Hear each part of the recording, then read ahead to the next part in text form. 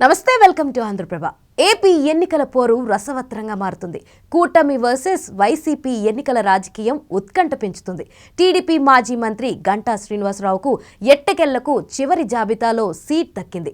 భీమిలి సీట్ను గంటా దక్కించుకున్నారు. వైసీపీ నుంచి మాజీ మంత్రి అవంతి పోటీ చేస్తున్నారు. ఇద్దరూ ఒకప్పటి మంచి మిత్రులు, ఒక విధంగా గురు శిష్యులు. ఇప్పుడు రాజకీయ ప్రత్యర్థులుగా ఒకటే నియోజకవర్గం నుంచి పోటీలో ఉన్నారు. మరి భీమిలి కలిసొచ్చేదెవరికి? విశాఖ జిల్లాలో భీమిలి సీట్కు ప్రత్యేకత ఉంది. 2009లో ఇద్దరు ప్రజారాజ్యం నుంచి, విశాఖ జిల్లా నుంచి ఎన్నికయ్యారు. 2009లో భీమిలి నుంచి అవంతి శ్రీనివాస్, అనకాపల్లి నుంచి గంటా ప్రజారాజ్యం తరఫున గెలుపొందారు. ఆ తరువాత గంటా కిరణ్ క్యాబినెట్లో మంత్రిగా అవకాశం దక్కించుకున్నారు.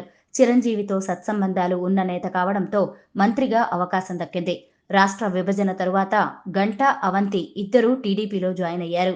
ఆ సమయంలో అయిష్టంగానే అవంతి అనకాపల్లి నుంచి పోటీ చేసి ఎంపీగా వెళ్లాల్సి వచ్చింది. భీమిలి స్థానం గంటా తీసుకున్నారు. ఆ ఎన్నికల్లో గెలిచిన గంటా చంద్రబాబు ప్రభుత్వంలో మంత్రి అయ్యారు. అప్పట్నుంచే గంటాతో అవంతికి గ్యాప్ మొదలైంది. భీమిలి నుంచి గంటా పోటీ చేసేందుకే తనను ఎంపీగా పంపారనేది అవంతి అభిప్రాయం. ఇక గంటా టీడీపీలో ఉండగానే అవంతి వైసీపీలో చేరారు. భీమిలి నుంచి పోటీ చేసి 2019 ఎన్నికల్లో విజయం సాధించారు. తాను కోరుకున్న విధంగా జగన్ ప్రభుత్వంలో మంత్రి అయ్యారు. గంటా టీడీపీ నుంచి విశాఖ నార్త్ ఎమ్మెల్యేగా గెలుపొందారు. కానీ టీడీపీ వ్యవహారాల్లో అంటి ముట్టనట్టుగానే వ్యవహరించారు. ఒక దశలో గంటా వైసీపీలోకి వెళ్తున్నారనే ప్రచారంతో అవంతి అలర్ట్ అయ్యారు. గంటాను చీపురుపల్లి నుంచి పోటీ చేయాలని చంద్రబాబు కోరారు.